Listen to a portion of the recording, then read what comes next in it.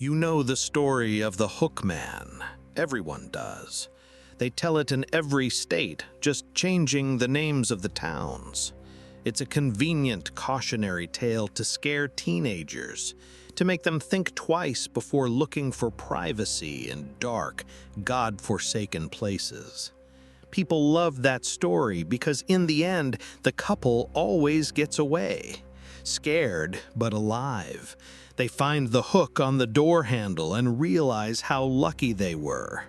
It gives them a false sense of security, the idea that you can always drive away from the horror. I'm here to tell you that's a lie. Sometimes, when you drive away from the horror, you take it with you. Because the story everyone retells, that's my story. But everyone gets the ending wrong.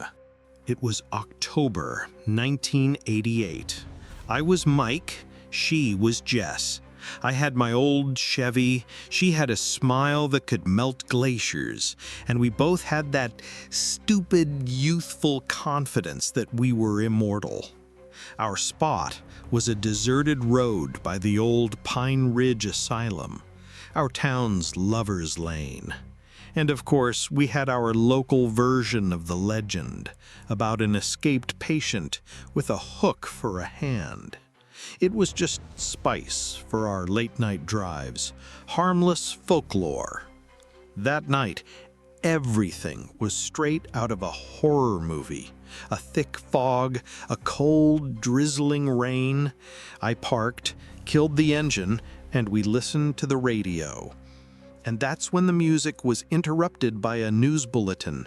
An inmate had escaped from the state penitentiary, extremely dangerous, missing his right hand. I remember making a joke about it. Jess didn't. She didn't laugh. She suddenly said, "Mike, I have a bad feeling. Please, let's just go." Her voice, it wasn't panicked. It was a premonition. And then we heard it, a scrape, a slow, deliberate sound of metal on metal dragging along her side of the car. I turned the key, a click, and nothing. The battery was dead. We were trapped. Panic, cold and sticky, filled the car. I turned the key again and again. Click, click, click. Thud. A sharp, dull blow against her window. We flinched together. The scraping started again, closer this time. A massive dark shape appeared in the fog, and in its hand, something curved and glinted. I don't know what it was. A prayer, desperation, pure adrenaline. I slammed my fist on the dashboard and turned the key one last time. The engine roared to life. I didn't think. I floored the gas pedal. The car shot forward, and in that same instant, there was a deafening impact. The sound was horrific, like a shotgun blast right into the door. A bang, the shriek of tearing metal, and a short, choked cry from Jess. But I didn't stop. I drove like a madman, away from that forest, away from that sound, away from that shadow. I had only one thought. We made it. We're getting away. We made it. I slammed on the brakes under the neon sign of a 24-hour diner.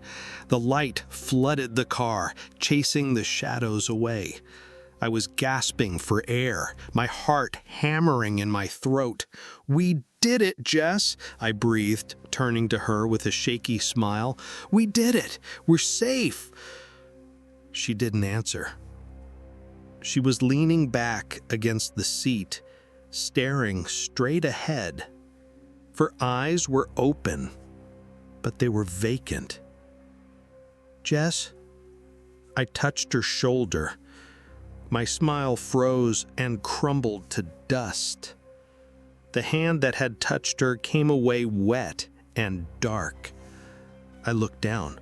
On her white blouse, just below her heart, A dark stain was blossoming. I didn't understand. The window was intact. How?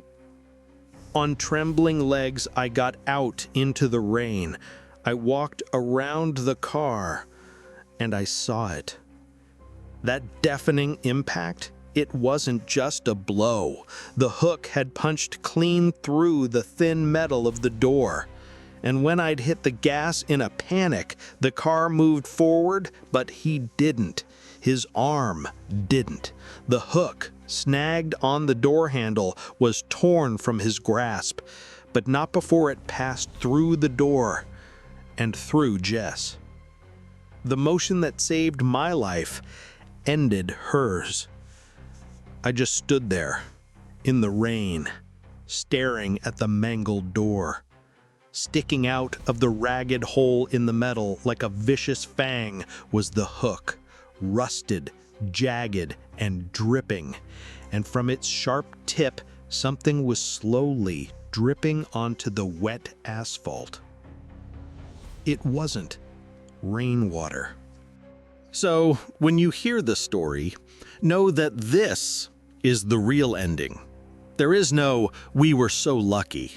There is only me who will hear that unfinished cry for the rest of his days. The police never found anyone. To them, it was just a tragic, unsolved assault. But I know the truth. The legend didn't come to scare us that night. It came to collect. And it took the best part of my life. That's the part they leave out of the story. They don't tell you about the one left behind, the one who has to live with the silence. They took the hook for evidence, of course. It's probably sitting in a dusty box somewhere in a forgotten evidence locker. But the car, they gave me back the car. I couldn't bear to look at it, but I couldn't bring myself to scrap it either. So I did the only thing that made sense to my broken mind. I removed the passenger door. It leans against the back wall of my garage to this day, a monument of faded blue steel. I still see it every morning. The ragged, gaping hole right below the window. A constant, silent accusation of the choice I made and the speed that killed her. But the real haunting isn't in my garage. It's in the quiet moments. It's in the sound of rain against glass. Sometimes I still hear it, that slow, deliberate scrape of metal just outside my window. I know it's just a branch or the wind, but my heart doesn't.